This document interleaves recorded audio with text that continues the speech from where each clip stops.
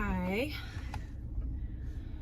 my name is Allison Foyes, and I wanted to make a video just kind of talking about the things that I've been through the last, 10 years or so. And I don't do a very good job explaining it in person because I suffer from PTSD, and when I'm anxious, sometimes it's hard for me to get it out. So I just thought that maybe I could share my story and it might help other people with their stories. So I am driving around. I don't have a destination. It's just easier to talk when I'm not having to focus on talking. I might stop and get a coffee because that's also something that makes talking a little easier for me. So anyway, my biggest thing that I want to talk about is my marriage and the failed marriage that I had and the abuse that I went through. I met Taggart when I was, I think I was only 20.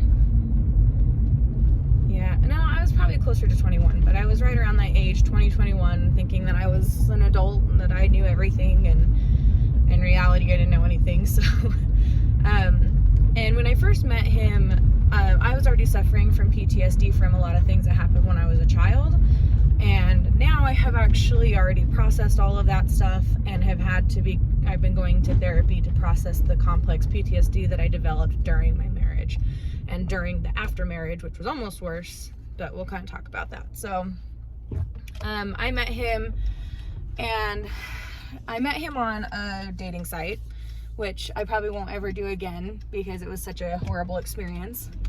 And there were a lot of red flags in the beginning, just like the way he would goof around, and like if I tried to say, hey, I don't like that, he would just tease me that I was kind of being too sensitive and stuff. And because I suffered from PTSD, I had a very low opinion of myself, and I believed that most of the issues that I had with him were actually personal issues that I just needed to work on.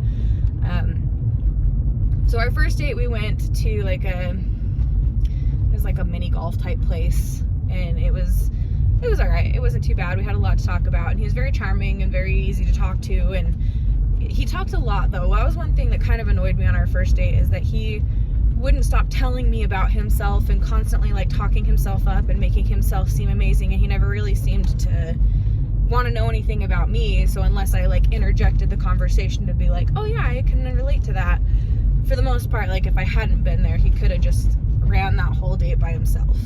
So that was something that could have been a red flag from the beginning. And now I know that a lot of narcissists will do that to try to convince you that you are that they're like gold and that they're everything you've ever wanted in a man. You know, and most of it's not true, but they want you to believe it. So they just sit and drill it into you until you believe it. After our first date, the second date, we went hiking to some place that I liked, and it was all right. It turned out that he was really afraid of heights, so getting back down was really interesting because he was like frozen in fear. But at the top of the little cliff thing that we went hiking on, or we went rock climbing on, I told him about my PTSD, and one of the things that I was really dealing with back then is that I had a really hard time with sex, and even talking about it or words that had anything to do with it would send me into panic attacks. I really didn't enjoy it in any way, so it was more of like a chore for me to do. I was willing to, but it had just never been. I almost always had panic attacks right after, so it was just not something I really enjoyed. And he said like, oh, that really sucks, but that's definitely something that I'm willing to work with, as long as you're putting in effort. I'll put in effort to be sensitive to it. Everything seemed okay. Looking back now, it was just very awkward, and the way he kind of worded it is like, as long as you keep working at it, like everything will be okay. I don't know. It just, now that I'm looking back, I'm like, that's kind of rude. But, and I had told him this, and then the very next date, he invited me to his home, and he cooked dinner for me, and it was really good. He was actually pretty decent cook. At the time, I didn't know how to cook at all, so everything he made was really good. And he did kind of end up, he convinced me to have sex with him, basically, on our third date, after the last date when I told him I really didn't like sex and had zero desire to push for that.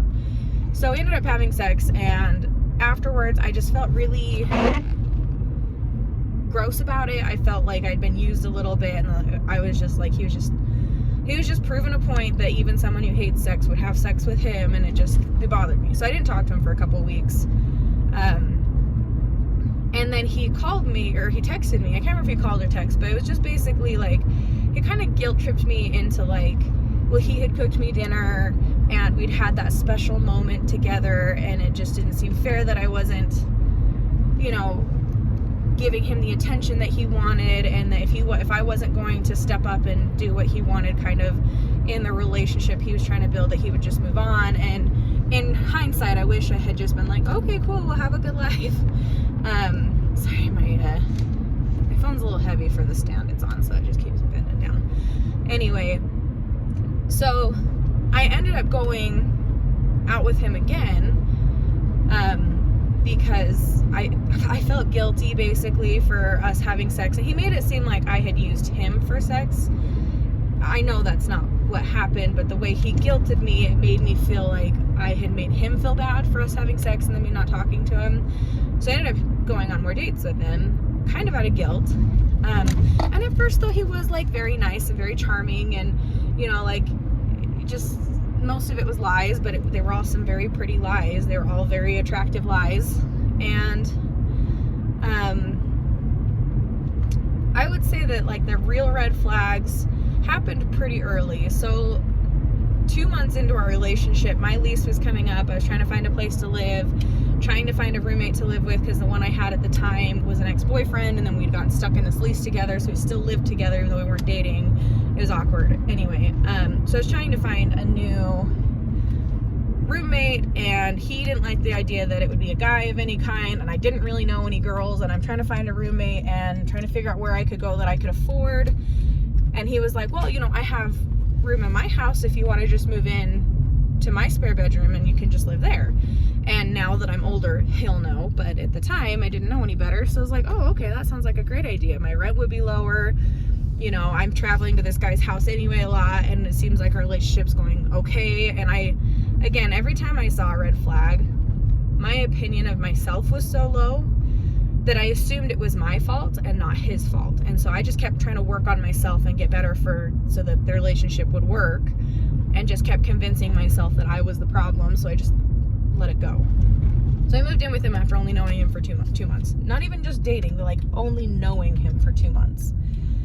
So moved in with him, and there were just, it was just like within the first week of living there, he had convinced me to start sleeping in his room and to just basically be like a married couple. We did everything together. We stayed in the same room together. And then we had been together for about 8 months. Actually, before that even, the first time we went camping should have been the time where I moved out right then, but it didn't happen until after I already lived there, so I kind of felt like I was trapped there. And we went camping, and he brought a bottle of wine, and I really have never been a huge drinker. I have a lot of indigestion, like stomach problems, intestinal problems with digesting food, and alcohol has just always made my stomach hurt really, really bad, and so it's just like not really worth the alcohol drunk that you get if you're feeling sick, you know. And with my PTSD, I know that I get very sensitive when I'm drunk, and I feel very vulnerable, and so it's just not usually a very fun time for me to be drunk, so I just don't drink that much. But he convinced me to drink a little bit with him, and within like 15 minutes, he had already downed half the entire bottle of wine, and he kept telling me I should drink more, and I should drink more, and then the more I refused, the more insistent and kind of aggressive he got about it, and like basically guilting me into making him drink by himself on this vacation. And I started getting really uncomfortable, and then he was saying things like, well, we need to have sex on this vacation because we're, you know, in this relationship, and that's what vacations are for. We're camping, we need to have sex. And I really did not want to have sex in a tent in the middle of the woods. I don't know, some people get off on that. It's not me. I don't like that at all. That didn't sound fun to me at all. Still doesn't. Just not my thing.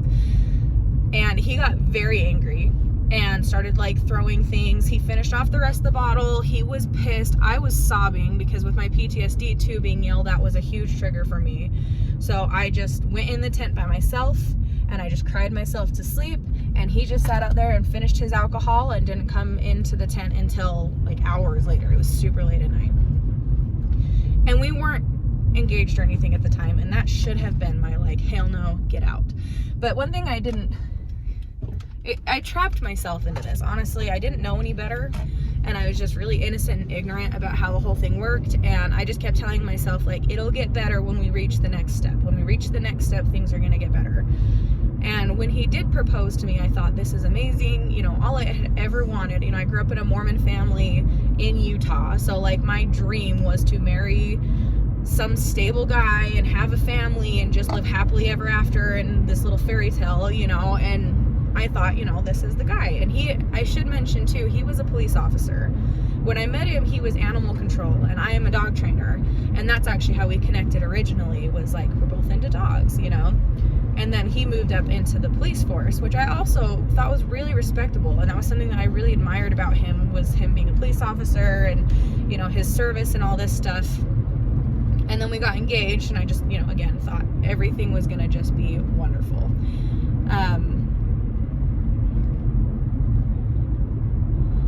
Anyway, so we got engaged, and in the time it took us to get married, I had to do all the planning of all of our wedding. He didn't have any interest in it. My family paid for the whole thing, paid for everything, you know, which we kind of, you know, my family pays for the wedding, you pay for the honeymoon, you know, had everything all planned out. And there were a ton of red flags during that period. Nothing that like really stands out in my memory, but I do know that there were a couple times where I thought about calling off the wedding. But my grandpa had already paid like $7,000 for this place because he wanted it to be stress-free for me. So he picked a place that would just do all the planning for me. He paid up front, and then we just answered questions and they put it all together for me, you know. He really went all out for it. And so then I like talked myself into like, well, even though this is turning out to be kind of a nightmare, you know, all this stuff's already happened, and once we get married, things will be better. Things will be better once we're married. Okay. And the biggest red flag during that engagement time and most of our relationship is, you know, I have an issue with sex. And somehow it had kind of happened where he decided that a normal relationship has sex once a week, and in order for me to prove that I was trying for him, we had to have sex every week, at least once. Had to, whether I wanted to or not. And also another really hard part was that if I didn't enjoy it, he wouldn't like harm me, but he would mentally ignore me or put me down for it or just be really hostile towards me. And so it was like I had to enjoy it even though I didn't really want to do it. So I had to fake a lot. I had to like close my eyes and just go to my happy place and just try really hard to just get into it. And it was horrible from the very beginning. And it never was about anything I wanted to do. It was always about what he wanted, and I was just kind of there to fulfill whatever fantasies he had, you know. And there were some things he asked me to do that I was 100% uncomfortable with, and he made me try them anyway, and I hated it, and it hurt, and it really was not something I wanted to be a part of. But he made me do it anyway, at least once, to, you know, make sure you don't like it. Just forced me, basically. He didn't like force himself on me, but there are ways to force people into stuff without physically forcing them into it. So that happened, and all that was kind of building up. And one of the biggest things that he was really into was anal sex, and I'm never going to do that. It's just not something I'm interested in. It's one of the things he forced me to try, and it hurt so bad, and I was not interested, and it sent me into a panic attack and made me have flashbacks from other PTSD traumas that I had. It was not good. It was not a good thing. And he had kind of made me promise that, you know, at least on special occasions I would try again. Like our wedding night, I would have to try again, you know, and to appease him, you know, I was like, oh, yeah, okay, whatever. Or maybe we can try it again then, you know. So wedding finally comes around. It's supposed to be the happiest day of my life, and the wedding itself was great. It was beautiful. It was everything you could have wanted in a wedding that my grandpa put together for us. And the wedding night, we did like a little after party at our hotel, and we had some friends over and they drank, and I did drink this time, which normally that's something that he would want me to do, but he was very controlling about what I ate and what I would drink. Like that was something too that like the whole time if I ate anything, he'd be like, wow, that's a lot of food you're eating. And then if I didn't eat anything, he'd be like, are you just not going to eat? Like, what are you doing? Trying to starve yourself? And so it was like very controlling about how much I ate, when I ate. Even if I wasn't eating very much, he would like insist I eat more. And then if I ate more, he would tell me I was eating too much. And it was just like a constant up and down of like my food, it always being controlled. And I'd gotten into this habit of kind of binge eating as soon as he went to work, because he worked a graveyard. And as soon as he was gone for work, I would just stuff everything I wanted into me, because I just wasn't allowed to eat it during the day. If he was watching, I wouldn't eat it because I didn't want to be criticized. So as soon as he was gone, I would just sit and eat everything in sight. So that was like our whole relationship. Should have been a huge red flag, but again, I had been convinced that it was my fault, and because of my PTSD, that's why I was behaving the way I was, and that it had nothing to do with him. So our wedding night comes around, we do the drinking with our friends, you know, and I drank because I thought he'd want me to, but then it turned out that he didn't want me to. And then the night came along and everyone was leaving, and I was really tired. Our wedding was exhausting and it was really fun, but I was really tired and just wanted to go to bed. And it wasn't like we had never had sex before, so like christening the marriage, I mean, wasn't really high on my priorities. It was a big day. It was a really long day. However, it was on his priorities. So the night came around, I got ready for bed, and I'm really tired, and he starts trying to kind of encourage me to have sex with him, and I just told him, like, I'm way too tired, I drank a little bit, I'm feeling a little tipsy and sensitive, and I'd rather not. And then he started saying, like, well, you promised me on our wedding night that I was going to get anal sex, and I told him no, and he pinned me down and tried to do it anyway. And I panicked and kicked him off of me, ran in the bathroom and locked myself in, and I'm like a little bit drunk, and so I'm having like a full-on panic attack, and he's pounding on the door yelling at me, and he had been drinking too, and he was a very aggressive drunk. Like this is where we learned just how bad it got, because he really did try to force himself on me, and basically said because I was his wife now that he could do whatever he wanted to me, which was terrifying. Like, our relationship wasn't great before, and then as soon as we got married, which I thought would make things better, all of a sudden I was like, he thought I was his slave or something. So that was terrifying. And I ended up instead of calling the police, I called his friends, who are police officers. I called a couple of them and I said, I'm locked in the bathroom in our hotel. Would you please come back and help me? I'm really afraid to come out of my the bathroom. I'm terrified he's gonna hurt me or something. And I wish now that I had called the actual police so that there would be a paper record of that incident happening, because there wasn't, because we just called his friends. And his friends came and just basically said, well, it just sounds like you guys just shouldn't be drinking at the same time. Accidents happen. And of course they're his friends, so they kind of took his side as like me overreacting and just being too sensitive again. So I'm like, okay, so really it is my fault for being too sensitive and not wanting to do this. And they're like, well, maybe you're just misinterpreting him pushing himself on you. Like, maybe it was just you being overly sensitive. So I was like, okay, maybe, I guess, which in hindsight, like, no, I'm not an idiot. I know what it's like to have someone forced on me, and I didn't like it. It wasn't good, so it's like they kind of convinced me that it was me that was the problem again and not him. And with me already kind of thinking all the time that I was the problem, I just easily just accepted that. So during our marriage, well, we went on a honeymoon too, which the next day we went on a cruise, and that ruined the whole thing. I wanted nothing to do with him. And he was angry at me for not doing what I had promised him to do, of giving him anal sex. And he was pissed that I had called his friends and told them what had happened, because he very much thought that should have been a private matter and that we should have just dealt with it alone, which maybe, but I needed backup because I was really afraid and I was not sure what to do, So the honeymoon was okay, I guess. He did convince me that I had to have sex with him a couple times on it because it was our honeymoon and he had paid a lot of money for it. And so therefore I was required to have sex with him a few times. It wasn't enjoyable for me at all, but he was able to enjoy himself, I guess, and so that's just kind of how it went, basically the whole honeymoon. And I was on the ocean with him alone with no one else that we knew, so I was pretty isolated. I had really not a lot of options, and I knew that if I had denied him again, we were in a place where I wouldn't have anyone I could call for help, and so I just kind of went along with it. I did not let him have anal sex, let me just say that right now. But he didn't try for it again after that, because I think that was kind of like a warning, like, hey, that was crossing a line, And I will say, like, as far as physical abuse, I never pushed him when I knew that it was going to go that far. I usually just gave in to what he wanted. So I never had to deal with physical abuse with him because I was too passive to need that. I just kind of did what he wanted. There was no need to get physical with me. But he was very psychologically abusive, and I also had kind of drawn a line in my mind of like, physical abuse is wrong, but I didn't understand psychological abuse, so I allowed a lot of things that I wouldn't allow now, you know. So that was the honeymoon, and then we were married for like a year and a half, and things kind of just went the same. It fell into a routine of, you know, if I didn't have sex with him once a week, if I was feeling sick or something and we had to not, I would spend the whole next week until we did do it with him just refusing to help with the housework, not talking to me, ignoring me, just wanting to play his video games, being very rude with me, making rude insults towards me, making me feel bad about myself. You know, just like the typical narcissistic abuse that they just want to make you feel like garbage. And he succeeded. My self-esteem kept going lower and lower, and I actually now, like, looking back, I was really beautiful.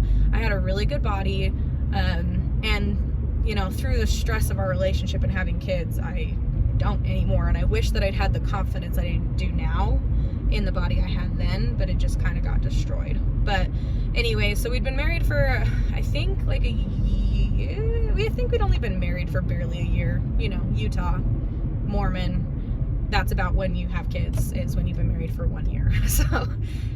So he decided he was ready for kids and wanted kids. And I had always wanted kids, so he didn't have to do any convincing. As soon as he told me he wanted kids, I had my birth control removed, and we started trying for kids, and it happened immediately. Like 30 days after they removed it, to a point where the doctor's like, it's literally impossible. You won't have even ovulated yet. I was pregnant. So my body was like, cool, let's do this, you know?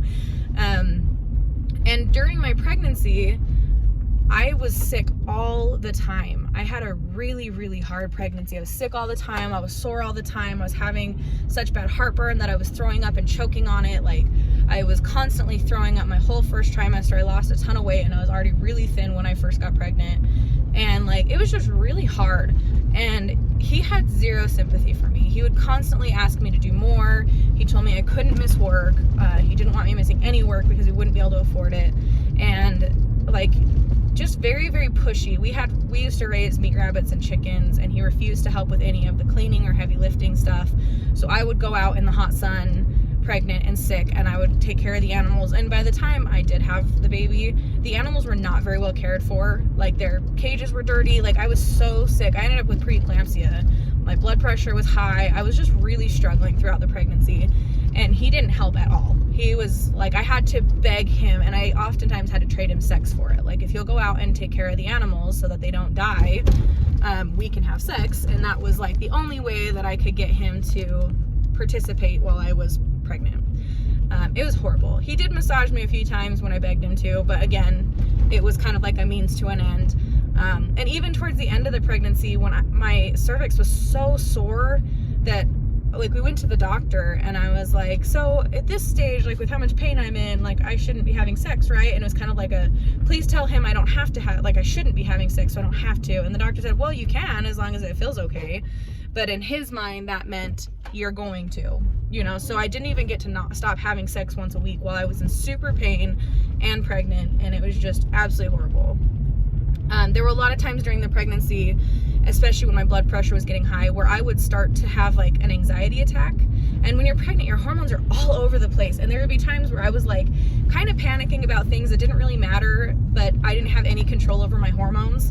And instead of being patient with me, he would shout and yell and dominate over me until I was like hyperventilating and almost throwing up. I was so stressed, which probably played into a lot of my health issues during my pregnancy, because he did not have any sympathy.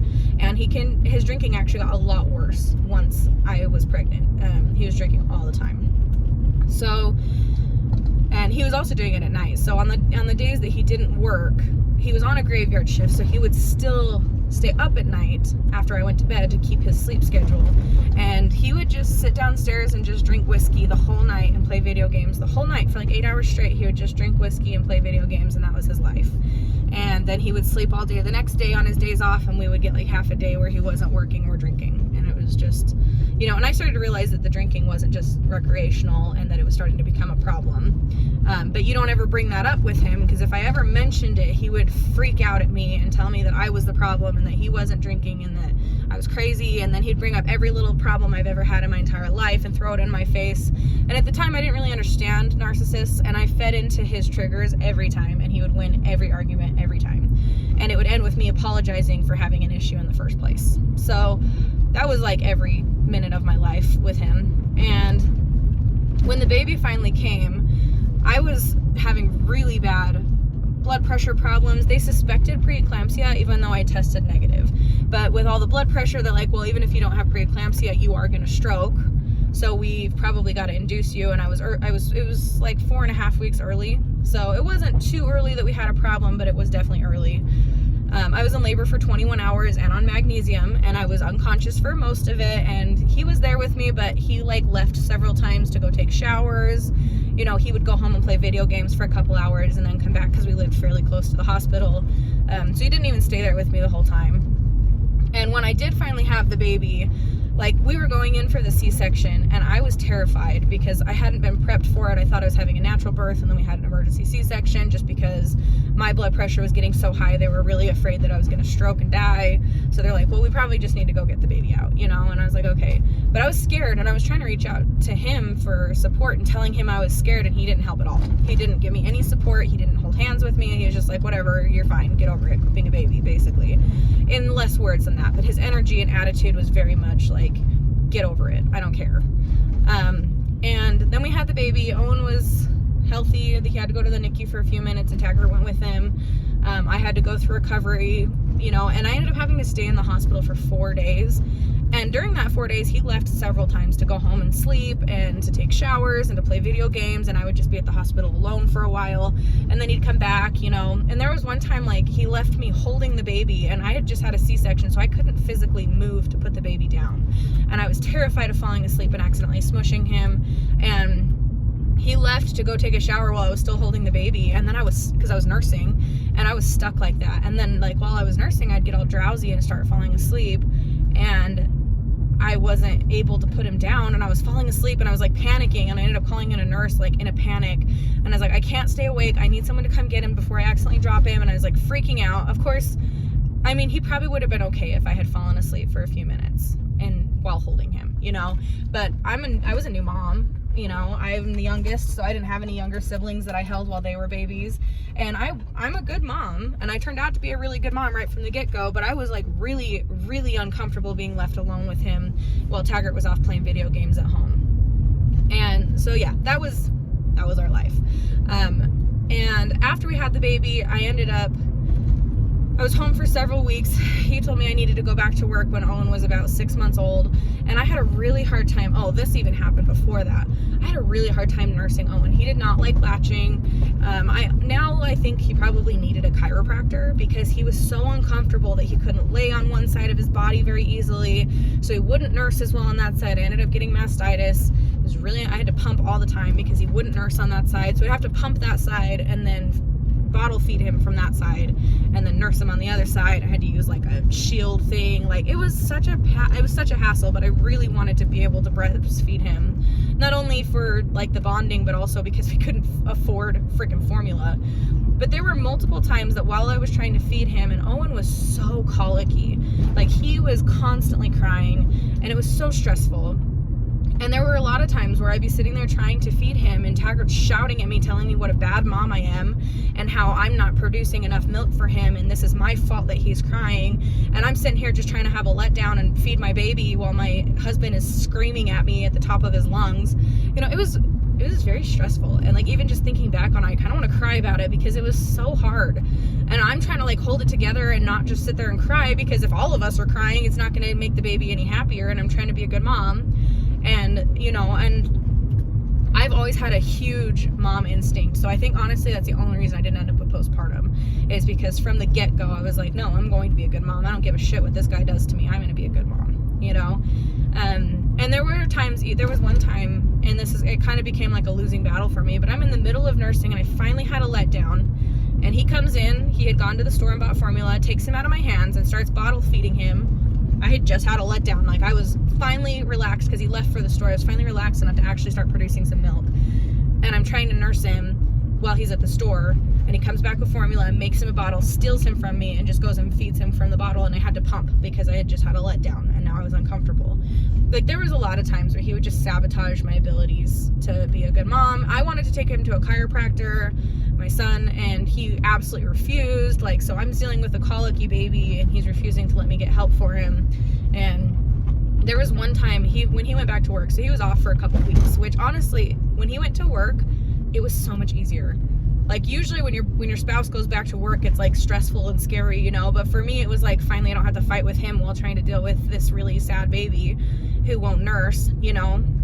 And there was one time it had started getting warm because he was born in April, so about like June, so he's a couple months old, still breastfeeding, you know, consistently, and he is crying again, always, constantly, from the minute he'd wake up. And he would go like 12 hours without sleeping because he was uncomfortable and gassy, and then he was so gassy he didn't want to eat, and then he was so hungry that he couldn't sleep, and then he was so tired that he couldn't eat. Like, it was just like this vicious cycle of a very unhappy baby, and no matter what I did, it was just really hard.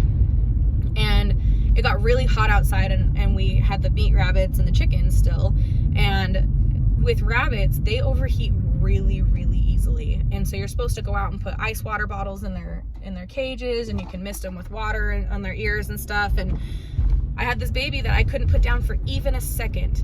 I couldn't put him down for even a second without him just screaming bloody murder. And I as a mom could not be not holding him while he was crying. Like, if you're crying at this young age, I am going to hold you no matter how hard it is, you know. And my rabbits started dying of heat stroke because I couldn't get out to them. Excuse me. But I couldn't get out to them to get them the ice water and mist their ears and stuff.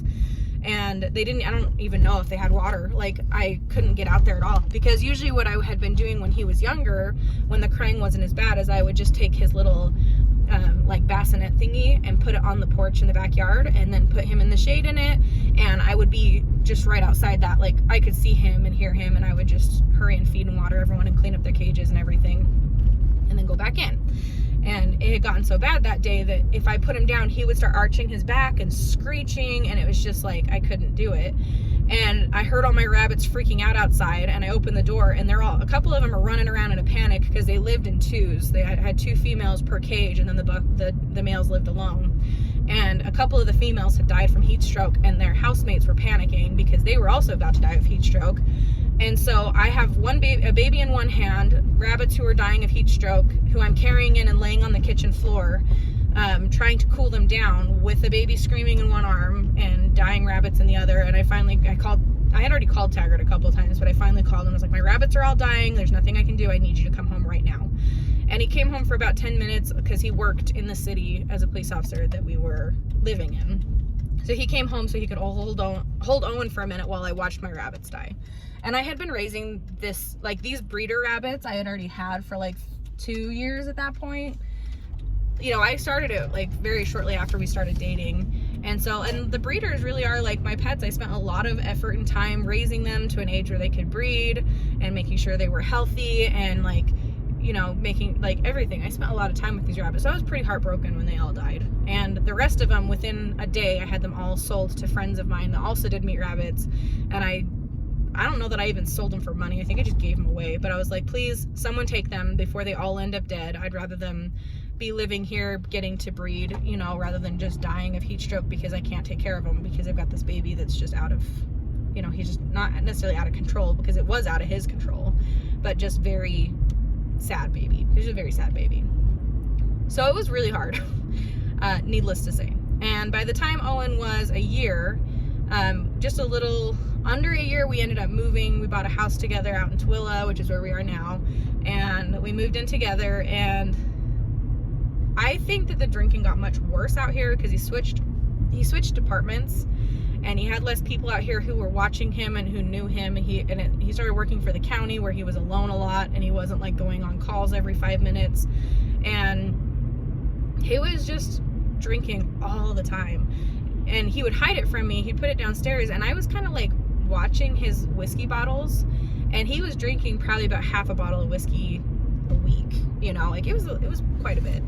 It was very expensive for one, and we were really struggling as far as money goes, because I actually ended up opening my own business out here in our house, doing dog training here instead of working for another company. So, and that was a stress because I had to basically work 24/7. But then we always fought about, like, he wanted me to bring in more money, but then would berate me for having to work. Like, you're spending too much time with the dogs, I need you to bring in more money. You're spending too much time with the dogs, you need to bring in more money. It was like, well, those two things are kind of related. If you want me to bring in more money, I have to schedule more dogs, which means I'll have less time to spend with you or with not. And even when we spent time together, he would just be on his phone or drinking or playing video games, you know. And so it was like, I kind of had a routine so that I was taking care of Owen, and I was basically like a stay-at-home working mom, because he worked and he was gone all the time, and I had Owen and I had my business. And a lot of times I would just put Owen into a backpack, into a hiking bag, and I would just work with dogs while I was carrying the baby. And I don't know, there was a lot of things, like even when he was home, like in the morning I would get up to feed Owen breakfast, and I had to feed Owen breakfast and take the dogs out because I didn't want them having accidents in the house. So I would get him set up with food and then just kind of watch him as I was going in and out of the house pottying dogs and stuff like that. And, you know, like that's something that he probably should have been supervised the whole time. Like, what if he had choked? And that was always my worst fear. I had such a hard time trying to manage both things, and Taggart's just upstairs sleeping. It wasn't like he was gone. So he could have gotten up and taken care of Owen while I was trying to do my business in the morning. But in his mind, I was home, so I should be able to do everything with Owen and my business at the same time because it's at home. It was very hard. And a lot of times I thought about giving up on my business and just saying screw it, even though it's my passion. And I've spent, you know, now it's been like 14 years of study and work and, you know, fine-tuning my skills, and I was just going to give up on it because I was like, I can't do both. But then I can't afford to be a stay-at-home mom, and I don't have a whole lot of other skills but dogs, so I'm either going to do dogs at home or I'm going to do dogs at someone else's house, you know, or at some other business. So I might as well just keep going, you know. So it's been a lot of stress.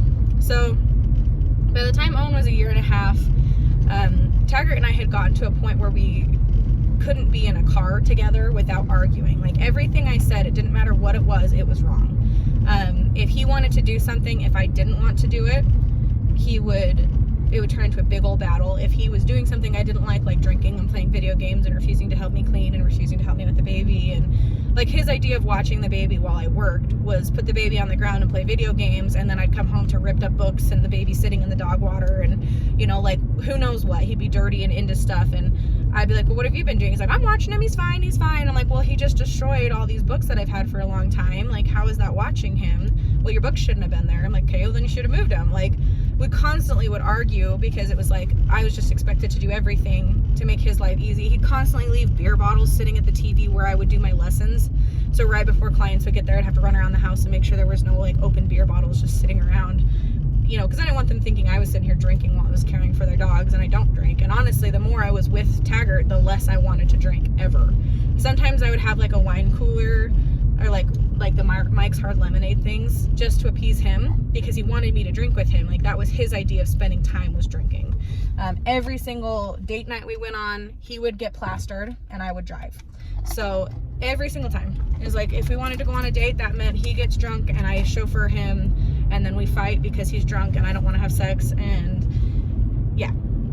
And like, I honestly had gotten to a point, like with our whole like sex agreement and arrangement of like having to do it every week, it had gotten to a point where I didn't really ever want it because I never really got to enjoy it. It became it was like a chore. It was like on my to-do list for the week. It's something I had to just get done. It was horrible. And the more he pushed me, the less I wanted it and the less fun it was. And like, it wasn't ever fun from the beginning, but it became more of like an anxiety to think about having to do it. And so then we'd fight about that. And it was just like, it was just constant. It was just a constant battle being with him. And by the time Owen was 1.5 years, I remember like the last fight we really got into while we were married, I don't even remember what it was about, but he used to do this thing, and from the beginning he'd do this, and now I know that it's called reactive abuse. But what he would do is he would hit my triggers. Like, one thing is, a huge trigger used to be for me, being called a bitch would instantly send me into a panic. So when he thought he was going to lose a battle or a fight or whatever we were arguing about, he would just call me a bitch and I would shut down and he'd win. So he did that every single time. And he would start bringing up, like, there were times where he brought up some of the sexual abuse that I went through as a child and would make comments like, well, no wonder that happened. Look at you now. You know, like, basically making it seem like it was my fault that I was sexually abused as a child. And he would just push me until I lost my cool. Like, I could only hold it for so long. And those who know me, I'm a very patient human. So it took a lot for him to push me over the edge, you know, and then I would blow up because I'd be angry and I'd start shouting at him or slamming doors. There was one time I slammed a door and the door frame broke off, and I was like, oh, like, just like the little thing that stops the door from keep going, it like cracked it. And I was like, oh shit. But what he would do is he'd push me to that point and I would blow up, and then he would instantly be calm. Why are you being so crazy? God, you're so unstable. I can't believe you're doing that. And then I would feel like a psycho. Like, he legit made me feel crazy. He would push me until I reacted, and then as soon as I reacted, he would twist it and make it seem like I was just reacting out of nowhere and that he had done nothing and it was just this innocent little thing. And I don't know, it's just, I legit was starting to think I was crazy. There's a few times where I wondered if I was schizophrenic and imagining the arguments. Like, he made me feel absolutely crazy. He did a lot of gaslighting. He did a lot of twisting and deflecting and just everything he could think of to keep me under control and to keep the battle working in his favor. And the last fight that we had, he was pushing my boundaries, and he was holding Owen, and I think I was asking him to do something with Owen, and he was refusing and playing video games. And I had one of Owen's little, like, the tiny little square books in my hand, and he was just being out of control and not listening. He wasn't paying attention to Owen. Basically, Owen is a 1.5-year-old. He just had him pinned down sitting in his lap, and he wanted to go play, and Taggart wanted to play video games, and he wouldn't get up with him. And I smacked him on the leg with the book, and he was like, oh, you are so abusive. I can't believe you hit me with that book, and while I'm holding a child. And it's because I tried to get his attention multiple times, and I'm like, do you need to listen? And he just kept ignoring me, or like giving snide comments or rolling his eyes and just not listening to me asking him to go take care of our kid. And smacked him in the leg. He threw a huge fit and acted like I had just like run him over with a truck. And he stood up and he was like, you know what? You should just go kill yourself. The whole world would be better off without you. Like, you are just a waste of space. The society would be so much better off without you. No one would even miss you. And I picked up an empty water bottle, like one of those, like the ones you buy at the store that are just the throwaway ones. And they're like recyclable. They're not like, you don't keep refilling them. Super light. And I threw it at him, and it like bounced off of him. It didn't hurt him in any way, but I was angry. Like, I could not believe he had said that to me. And I said, give me my son and I'm leaving. And he said, no, you can't have him. And he ran out of the house and put him in the car and left. And to this day, he still will try and hold that over my head. And he's like, you were so abusive. You hit me with a book. One time you threw a water bottle at me while I was trying to run away from you with our son. And you were just being so aggressive. And I was like, I was reacting to the abuse I was being put through. And like, I know that I shouldn't even touch, like, especially with a narcissist, don't even touch them, because the second you touch them, they're going to blow away out of proportion. But at the time, I was only like 23 at the time. I was still a baby, basically, and I was dealing with this horrible abuse, and I had no idea what to do with it. And I was already dealing with PTSD, and I didn't know it at the time, but I was also developing complex PTSD from the relationship that I now have had to work through. So, you know, just torture, just a lot of torture. At that time, as soon as he got back to the house, because he left with him for a little bit, and when he got back, I said, I want a divorce. That's my breaking point. You telling me to kill myself is my breaking point. If you don't want me alive, there's no reason for you to be here. And within 10 days, he was out of the house. He had an apartment. He had taken all of our belongings that were worth anything. We had a motorcycle. He sold that and took the cash. He took our TV that I had bought with my credit card. He took the bed that we had paid for with my credit card. Actually, I think we might have used the equity to buy that one. He left me the couch that still had a payment on it. So I slept on the floor for a while, and Owen was staying with me, even though he filed for divorce with 50-50 custody, but Owen slept at my house every day, and he would just pick him up and take him for a couple hours here and there on half the week, and then the other half I had him. So basically, I had him about 75% of the time, and always at night, and had to get up with him every morning and put him to bed every night and do most of his meals, and he would just pick him up between lunch and dinner and hang out with him and then bring him back. And he was not really paying that much child support, and it was And that was within 10 days. He had that all figured out, like so quick. He was out. And then within a month of us deciding to split, he had a new girlfriend. And so then, like, I started thinking, like, maybe he was just cheating on me the whole time. And, you know, I wasn't really even hurt by that. I was kind of just like, I just wish you would tell me sooner so I wouldn't have wasted so much of my time being abused by you. You could go off and abuse someone else if you want. And I don't know if he cheated on me or not, but it was just quick. I don't know if he just falls in with people that quickly, or if he had already had a backup ready and then just took off with her as soon as he had the green light to do so. So, I don't know.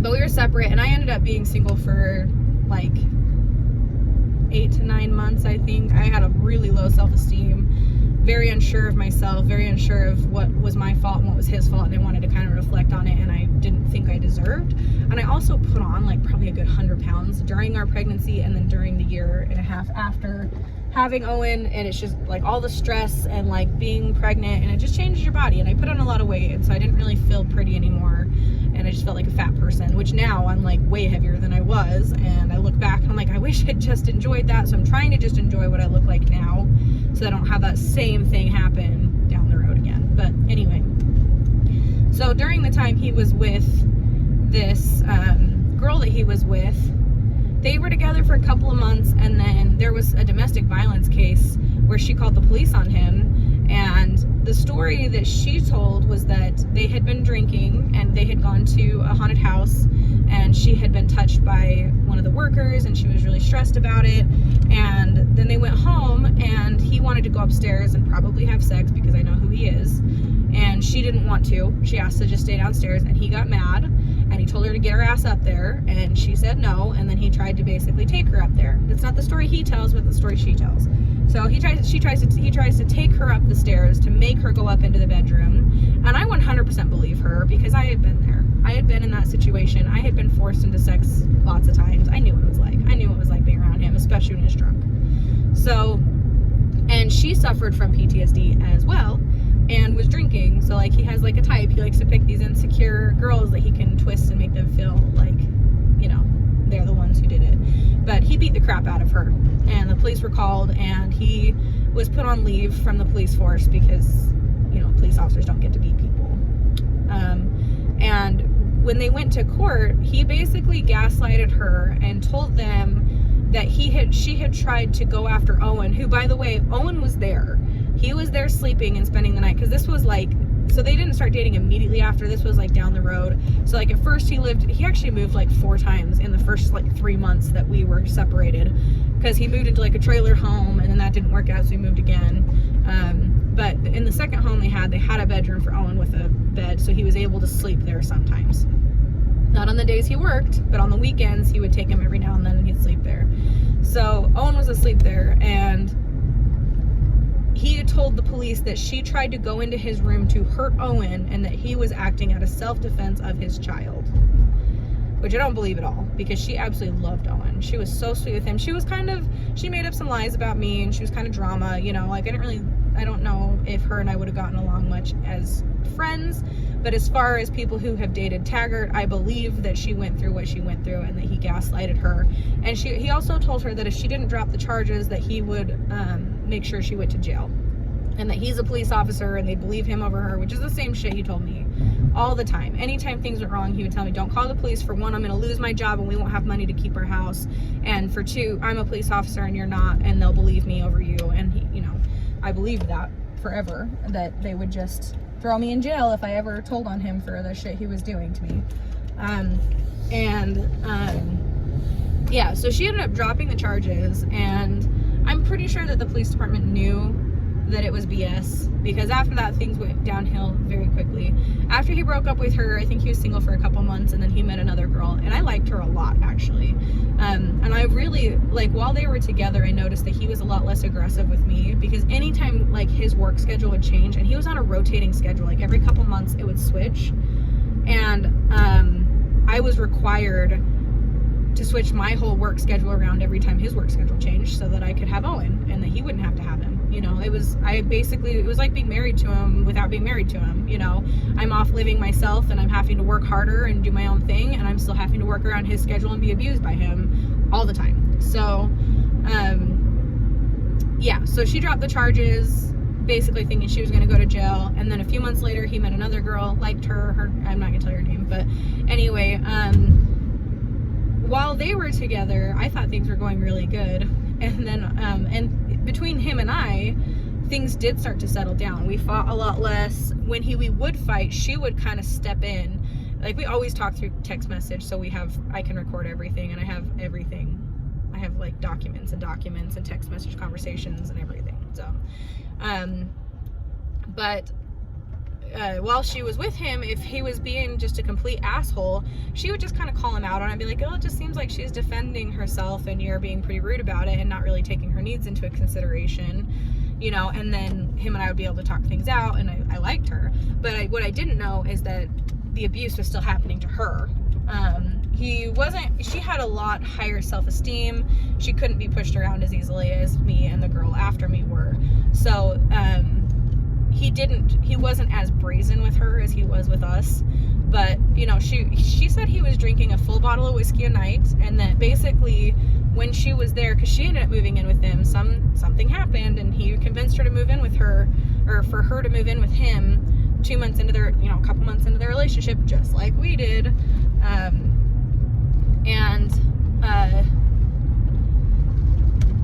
So I guess he'd been, like, basically what he would do is he'd drink whiskey all night and play video games all night, and when she was there, she was required to be the full-time parent for Owen. Like, she did everything for him. She cooked him dinner, she put him to bed, and she just said, like, basically if she disagreed with him for anything, it turned into a big battle, and she didn't like fighting with him, so she would just kind of let it go, and she, like, wouldn't allow herself to be triggered, but she wouldn't, like, get in the way either, so she'd just kind of let it drop and let him think that he had won and just kind of go about her business.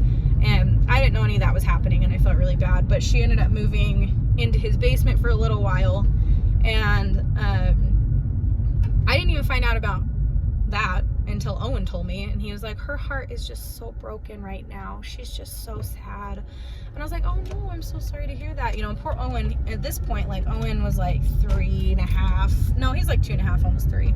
And he's always been a very articulate little kid, so he was telling me everything. So time's going by, you know, and I'd say, like, at this point we've been separated for like almost 2 years. I don't know. I'm having a hard time keeping track of the time. It just all has been hell, so it's hard to keep it all straight. But so she ended up, while he was at work, moved out and moved to a place that she didn't tell him the address. She blocked all of his numbers and information, and they had been dating for like a good 6 months.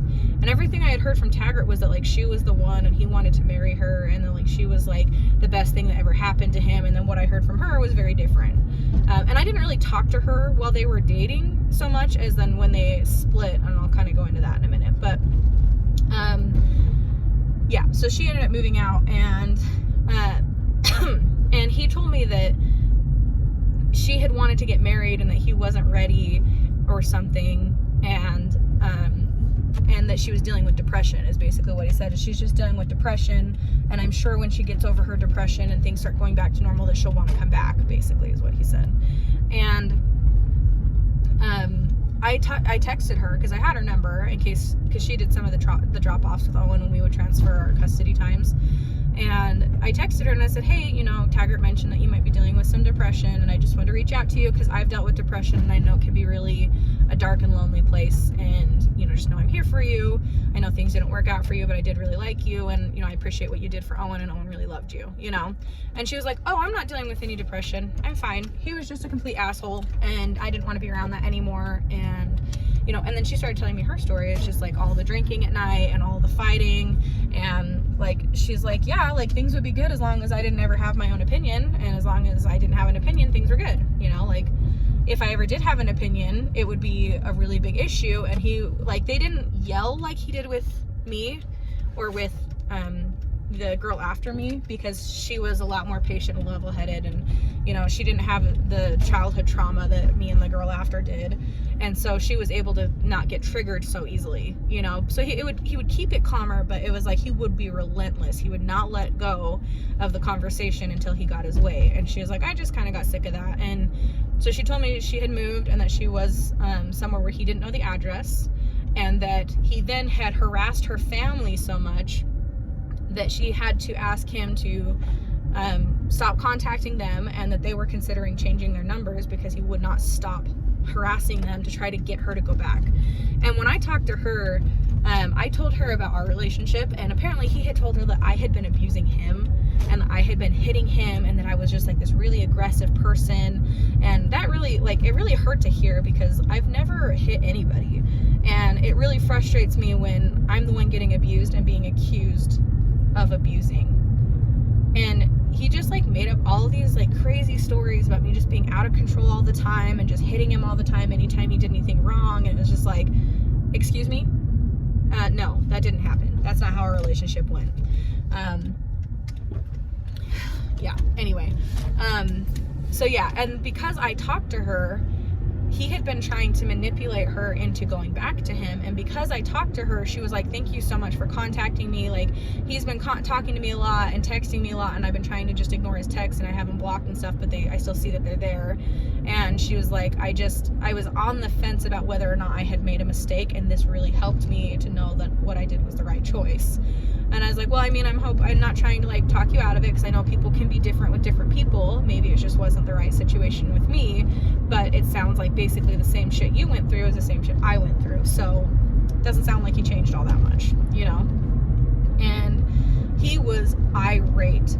He had tried to contact her again, and she said, you know, by the way, I spoke with her and she told me the truth about your guys' relationship, and it sounds exactly like what happened with us, and I believe her. And so he was pissed at me, and he still is like, I can't believe you would go behind my back to talk to her. And I was like, I mean, to find out the truth. And really, I really just wanted to reach out to her because I thought she was dealing with mental illness, and as someone who has anxiety and depression, I thought that would be a nice thing to do for someone who had cared for my son so nicely and who my son loved, you know? Like, honestly, like, if she was my ex-husband, we would have zero problems co-parenting. You know, she was a very nice person, and I didn't know her that well outside of that, but from what I did see, you know, she was just a very fair, level-headed person. And he was pissed and just absolutely irate. And like, he just, trying to co-parent with him has been really difficult, because he would change his stories. He would, like, 1 minute Owen's going to bed with the sun.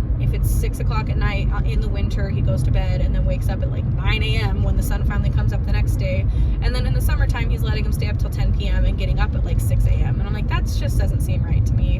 And we would argue about, just mostly Owen we'd argue about, because I really care about my son, and I wanted to have a consistent life, and I wanted him to not have any childhood trauma, and I wanted him to just grow up and be a happy, healthy, mentally stable child. And it seemed like, you know, Taggart was trying to do the opposite, or just didn't care. It wasn't like he was intentionally doing it, but he just did not care. So